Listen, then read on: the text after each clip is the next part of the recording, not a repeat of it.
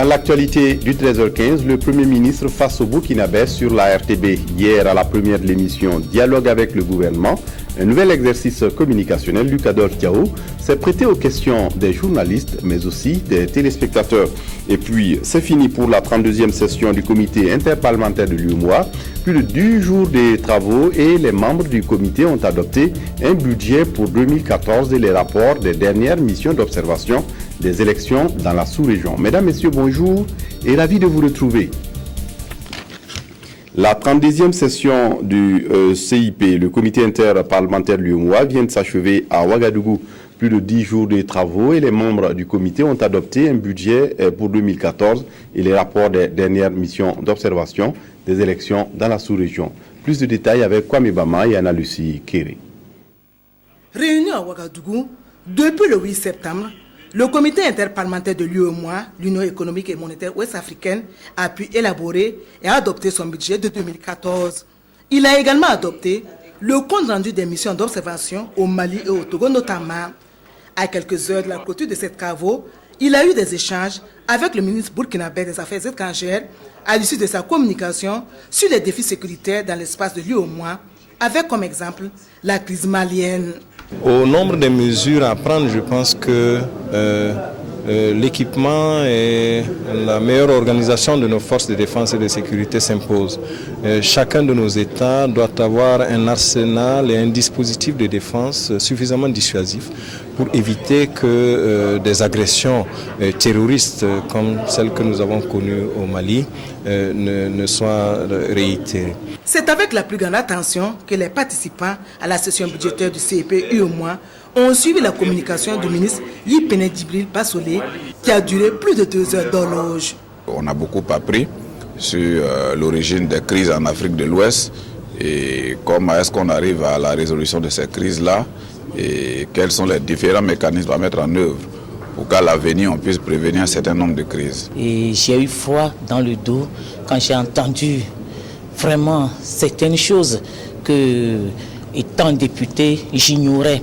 Et vraiment, je rentre chez moi avec plein de bagages dans la tête, puisqu'il a esquissé quelques solutions pour faire sortir nos États de cette menace du terrorisme. Le vice-président du CIP UEMOA, représentant son président, est revenu sur la perspective de la mise en place de leur parlement. Nous nous mettons, nous, et moi j'ai toujours dit ça, dans la perspective de relations fructueuses avec la Commission parce que tous les progrès que j'ai vus un peu partout, en ce qui concerne l'intégration, c'est toujours un travail en bonne intelligence entre le Parlement et l'organe exécutif. Mélégué Kaoré poursuivra en soutenant que cette session a été fructueuse. La rencontre de Ouagadougou a permis aux parlementaires de prendre des recommandations qui devraient leur permettre de bien accomplir leur mission et des motions de remerciement à l'endroit des autorités burkinabées. Une motion spéciale a été adressée au président du Faso pour son dévouement à la cause de l'intégration sous-régionale et pour le rôle central qu'il a joué dans le dénouement heureux de la crise complexe malienne en sa qualité de médiateur de la CEDEAO. Le Premier ministre était l'invité hier de l'émission Dialogue avec le gouvernement, une première sur la RTB où plusieurs questions d'intérêt ont été abordées. Je vous invite à réécouter le Premier ministre sur les mesures prises en faveur des populations. Luc Adolphe Diao. Toutes ces mesures que nous prenons font d'abord l'objet d'une étude approfondie en fonction de la capacité de notre budget à pouvoir les supporter. C'est-à-dire que quand vous prenez une mesure, vous devrez vous assurer que ça ne va pas déséquilibrer votre budget. Et c'est vrai, les fonctionnaires, les travailleurs, ils ont leurs préoccupations, mais je dois quand même rappeler que le gouvernement travaille pour l'ensemble des Burkinabés. Il y a, aujourd'hui nous sommes près de 17 millions de Burkinabés. Ceux qui sont concernés par effectivement les rémunérations salariales sont quoi au niveau de la fonction publique, il y a à peine autour de 125 000 agents, si nous ajoutons le privé. Donc, en tout cas, c'est très peu, à peine plus de 10% de la population ou 20% de la population qui est concernée. Alors, pendant ce moment, on a dit effectivement qu'il faut augmenter les salaires et au même moment, on voudrait que le gouvernement construise plus d'écoles, On voudrait que le gouvernement bitume plus de routes, qu'on nous puissions effectivement construire plus d'hôpitaux. Il faut que nous puissions accompagner l'agriculture. Donc vous voyez, quand vous avez votre budget, c'est comme vous, quand vous avez votre budget, vous essayez de voir les priorités en fonction de ce que vous pouvez faire. Je crois que vraiment, je salue vraiment l'esprit de dialogue qui prévaut entre les centrales syndicales, les syndicats autonomes et le gouvernement. La prise en compte des mesures que nous venons de prendre, comme vous l'avez rappelé, autour de 64 milliards, si justement ça va dans le sens d'une des préoccupations des syndicalistes, qui est de travailler à ce qu'on puisse revaloriser un peu, quel que soit le pouvoir d'achat des travailleurs. Donc, certes, on peut avoir l'impression, à titre individuel, que ce n'est pas beaucoup. Quand quelqu'un dit, bon, 5 000 francs, c'est pas beaucoup. Mais quand vous multipliez ça par le nombre donc, de personnes concernées, la masse salariale, ça devient quelque chose d'important sur notre budget. Et nous avons quoi en 2012, puisqu'on n'a pas fini d'évaluer le budget, l'exécution du budget 2013, nous étions autour de quoi autour de 1000 milliards 300 ou 400 millions de francs CFA. Vous voyez, pour l'ensemble des dépenses que nous avons, qui se tournent autour de 1000 milliards 400 millions de francs. Donc, quand vous avez un budget de 1000 milliards, on ne peut pas inventer ce qu'on n'en a pas. Donc, nous essayons de donner ce que nous pouvons. Et nous pensons certes que nous sommes convaincus que, bien sûr, que nous aurions pu faire mieux si, effectivement, nous pouvions avoir des recettes qui étaient de l'ordre de 2000 milliards à 3000 milliards.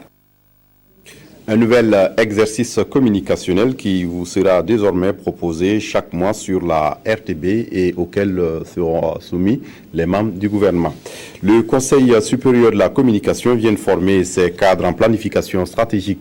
Il est question de leur permettre de procéder davantage à de la planification à long terme pour une amélioration des méthodes de travail. Nathalie Sawadgo. Le Conseil supérieur de la communication, CSC, veut améliorer les méthodes de travail de ses cadres. Pour ce faire, il a organisé un atelier de formation en planification stratégique au profit des différents chefs de département, des chefs de service, des chargés de mission et d'études de la direction régionale de Bobo-Dioulasso et de Ouagadougou. Nous avons beaucoup de documents de planification. Nous faisons des programmes d'activité, nous faisons des rapports d'activité.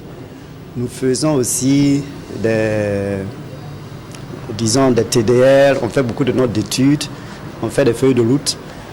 Alors, pour améliorer tout cela, nous avons besoin quand même d'être formés. Alors, donc, je pense que ça va permettre aux agents, aux cadres surtout, de bien, effectivement, d'améliorer ces documents-là pour que le CSC puisse, effectivement, aller de l'avant. Et pour y parvenir, le CSC a sollicité l'appui de Perfectum Afrique. Nous verrons tout ce qui se rapporte à l'approche long-termiste, asseoir une réflexion stratégique qui puisse permettre de décliner des stratégies sur lesquelles le Conseil peut s'appuyer pour avancer. Mais il n'y a que quand ces stratégies seront déduites du processus de planification, il s'avérera utile de les implémenter à travers une démarche de centration sur les résultats. Cette formation est une opportunité offerte aux responsables de l'institution pour leur permettre de planifier, d'inscrire leurs actions dans le long terme afin d'être beaucoup plus performants. De son côté, le médiateur du FASO tient une journée d'information avec les organisations de la société civile œuvrant dans le domaine des droits humains. Il s'agit d'aider ces groupes cibles à mieux comprendre le fonctionnement des lois de cette institution de médiation. Kadissa Nougo. La mission générale dévolue au médiateur du FASO est de répondre aux besoins de dialogue et de compréhension entre l'administration publique et les administrés afin de rompre la rigidité et la lourdeur des structures administratives. Cette journée d'information avec les organisations de la société civile œuvrant dans le domaine des droits humains vise à échanger autour des missions du médiateur du FASO. Une action qui contribue au renforcement de la bonne gouvernance. Le médiateur du FASO est un organe d'intercession, de recours pour l'administré. Il faut pour cela une bonne communication, connaissance réciproque pour mieux assumer les missions au service du citoyen, au service bien sûr de l'ensemble de la communauté. S'il y a de bons rapports entre le médiateur et les administrés qui connaissent les procédures, qui connaissent les missions. Et je pense que c'est toute chose qui va contribuer à la bonne réalisation des missions du médiateur du FASO. Et cela va contribuer aussi de façon générale à l'amélioration de la qualité des rapports entre les citoyens et les administrations, les services de l'État. Cette journée d'information sera une occasion pour présenter et informer davantage ce groupe cible sur les caractéristiques essentielles de l'institution. Pour mieux aller de l'avant, leurs observations, inquiétudes et propositions seront recueillies. À Toussiana, dans le Houé, c'est une journée dédiée à l'éducation qui a mobilisé ce dimanche 15 septembre dernier. Le ministre des Enseignements secondaires et supérieurs qui a fait le déplacement a pu visiter quelques établissements primaires et secondaires de la localité. Le professeur Moussa Ouattara en a profité pour décerner des lots aux meilleurs élèves de l'année scolaire écoulée. Moumouni Bao. À l'orée de la rentrée scolaire 2013-2014, le ministre de l'enseignement secondaire et supérieur, Moussa Ouattara, est dans la commune de Toussiana pour apporter ses encouragements aux élèves et au personnel éducatif. Il a profité de son séjour pour procéder à l'inauguration de l'école primaire de Wempéa 1 réhabilitée. Et 30 millions de francs CFA ont été mobilisés grâce au soutien du ministère de l'Éducation nationale et de l'alphabétisation pour rénover entièrement cette école, ce qui a suscité la joie de la population. Cet établissement était dans un état de délabrement assez avancé et sa réhabilitation était nécessaire. Donc maintenant que l'école est réhabilitée, les élèves pourront suivre tranquillement les cours et les maîtres seront un peu plus tranquilles pour donner leur cours. Le ministre Moussa Ouattara a ensuite mis le cap sur le quartier Nyanaba pour la pose de la première pierre de l'administration du lycée communal de Toussiana avant de procéder à la remise des prix d'excellence à l'occasion de la journée de l'éducation. Plusieurs prix composés de kits scolaires ont été distribués aux meilleurs élèves du primaire et du post-primaire à l'issue d'un concours d'excellence organisé. À côté de cela, les deux premiers au CEP et au BEPC ont en plus des fournitures scolaires reçu des vélos. Les enseignants méritants ont aussi été primés. C'est vrai que les indicateurs ont été sérieusement améliorés, mais nous pensons qu'il faut travailler également sur la qualité.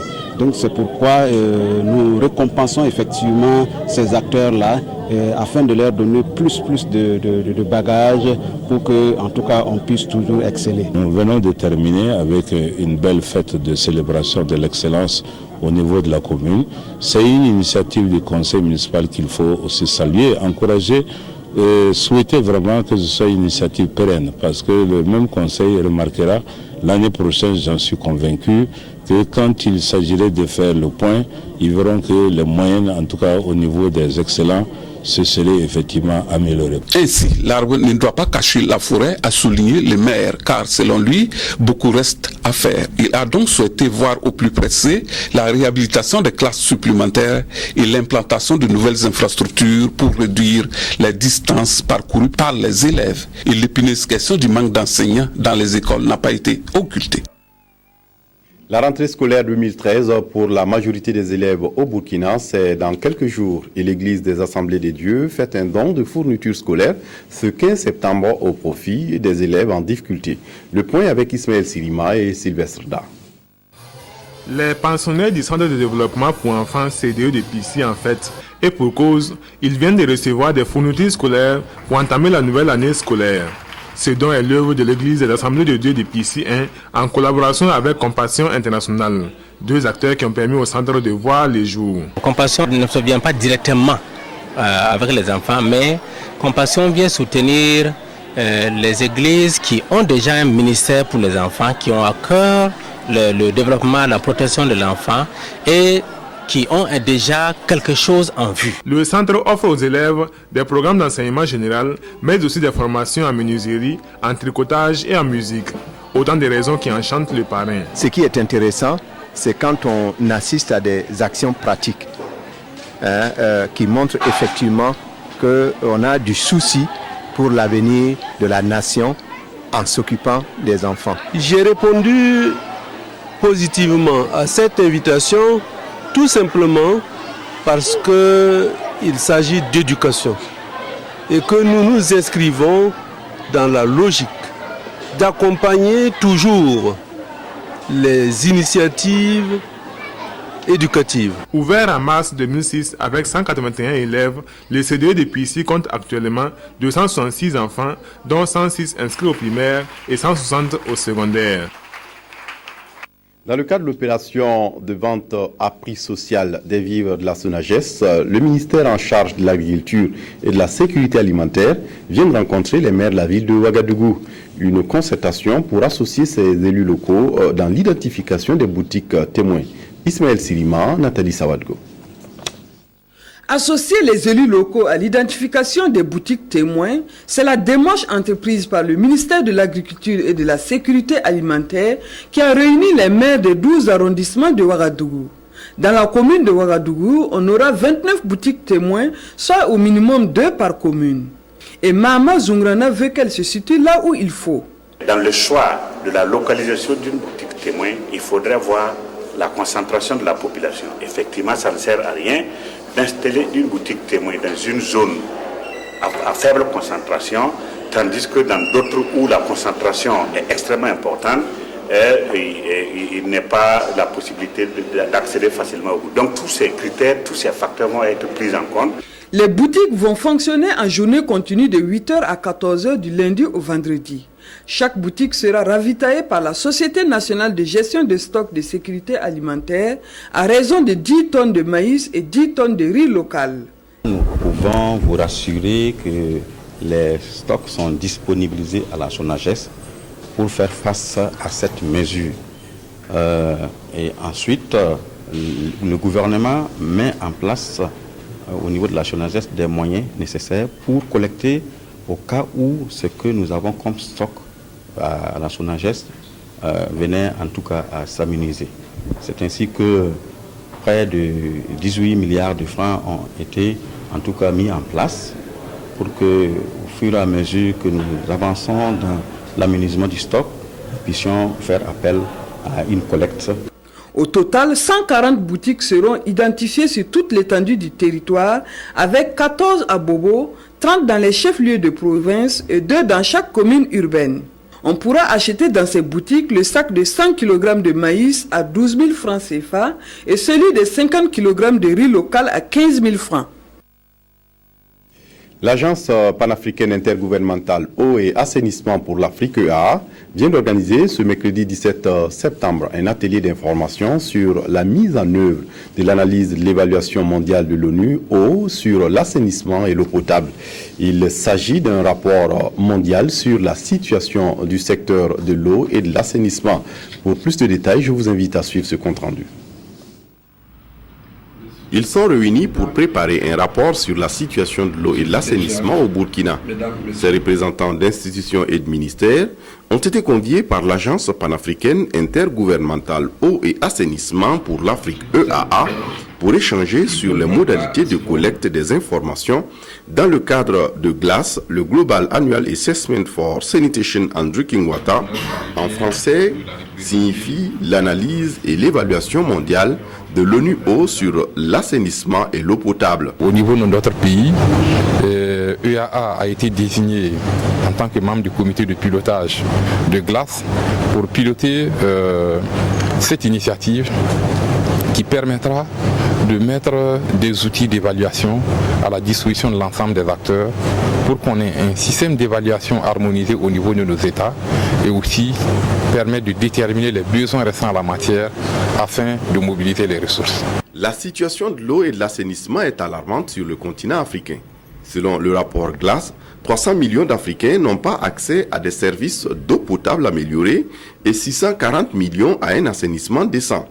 Ces contraintes seront discutées au cours du 3e forum de haut niveau sur l'eau et l'assainissement qui se tient à Abidjan en novembre prochain. Pour en parler, EAA a profité de l'occasion de l'atelier pour informer sur cette rencontre en vue d'une mobilisation effective des participants du Burkina Faso. À Kaya, dans le San Matenga, les acteurs de l'élevage réfléchissent sur les besoins de l'élevage en situation d'urgence. Ils expérimentent à cet effet un outil, notamment le processus LEG. Réunis depuis ce mercredi, ils ont 3 jours de rencontre. Adama Koulibaly. Un des piliers de l'économie burkinabé, l'élevage connaît depuis un certain temps des difficultés consécutives aux variations climatiques. Pour remédier à cette situation, la FAO développe au Burkina Faso le processus LEG, c'est-à-dire normes et directives pour l'aide d'urgence à l'élevage, dont les acteurs du secteur sont en train d'être initiés au contenu. Le programme LEGS, c'est un outil qui permet d'évaluer les besoins en assistance dans le domaine de l'élevage en situation d'urgence, d'identifier et de formuler les types d'interventions les plus appropriés, d'en suivre leur mise en œuvre et d'en évaluer l'impact. Donc c'est un outil d'intervention qui est mis à la disposition, premièrement, des spécialistes de l'élevage qui interviennent dans le domaine humanitaire ou des humanitaires qui interviennent dans le domaine de l'élevage. Outil de sauvegarde des moyens de subsistance des pasteurs et agro-pasteurs victimes de chocs climatiques, cette formation sur le processus LEG est destinée aux agents des services d'élevage et les ONG et associations intervenant dans le domaine humanitaire. Au bout de 3 jours, normalement, les participants qui sont là doivent être à mesure donc, de réaliser une évaluation initiale des besoins donc, des ménages affectés, surtout les ménages qui sont beaucoup plus agro-pasteurs et pasteurs, parce qu'on sait que l'élevage constitue beaucoup dans l'économie donc, des ménages, et ensuite apporter donc, une réponse adéquate donc, en cas de besoin issu donc, de l'évaluation.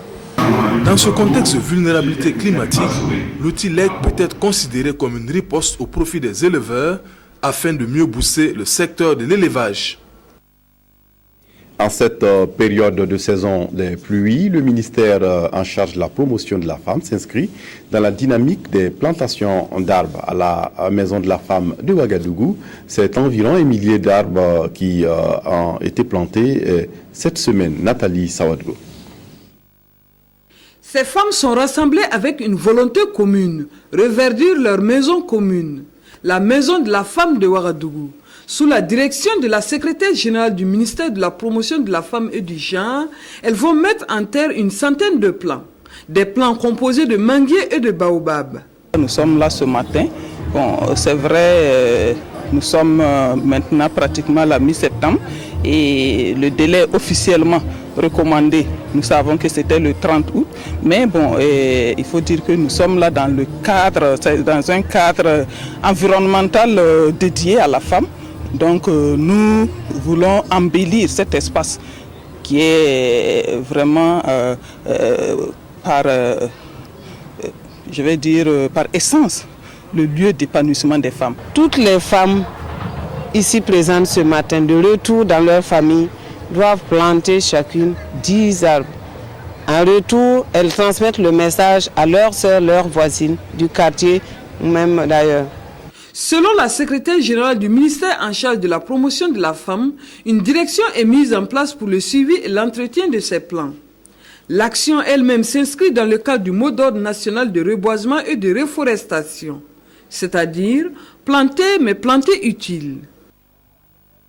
Et puis la soirée de lancement de la saison 2013-2014 de l'Institut français de Ouagadougou, c'est pour ce vendredi 20 septembre au programme du vernissage et de la performance chorégraphique pour l'exposition Les hommes qui marchent de Némorin et d'Éric Vaquier.